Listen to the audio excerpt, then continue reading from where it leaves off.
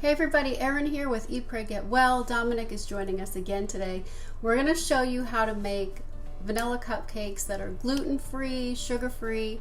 Dominic's going to demonstrate on how to make the chocolate frosting. And I'm going to share a little love story, God story with you on how Bob and I got together. And it's a pretty cool story. Don't worry, you're not going to miss any of the recipe because I'm going to have the full ingredient, measurements, everything in the post. So I hope you enjoy. Hi guys, Erin with Eat, Pray, Get Well. I'm going to share a little love story slash God story with you today while I show you how to make some cupcakes. So for those of you who do not know my story from my blog, my husband Bob was married to my good friend Laura. Before you judge, you have to listen to my whole story. My family and Laura's family grew up together in the Bronx and knew each other way before Laura and I were born. And we all considered ourselves family. Eventually I moved to Florida, as did Bob and Laura.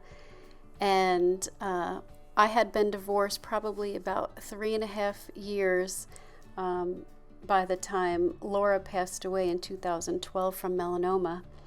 And I'm going to do my best to describe Laura, but I don't think my words are going to do her justice. She was probably one of the most generous, thoughtful people I ever met in my life. She was always thinking of other people, and probably the biggest example of that was behind the scenes about 2 weeks before she passed. She was so concerned about everybody else's happiness that she sat Bob down and she told him that she had somebody in mind for him that thought maybe would make him happy, and crazy enough, it was me. And what I want to really stress is also, I wasn't sure when Bob finally did ask me out for coffee, since our families did go so way back, I didn't know if it was appropriate or not, so I did a lot of praying. I found out that Laura's dad was also doing a lot of praying, actually for about a year before we got together. Every Sunday at church he would pray we got together, and I'd found out that Laura's sisters were also cheering us on from behind the scenes. I didn't know all this yet. So I did end up going out on that date with Bob, and we have been inseparable ever since. We'll be married 7 years this November.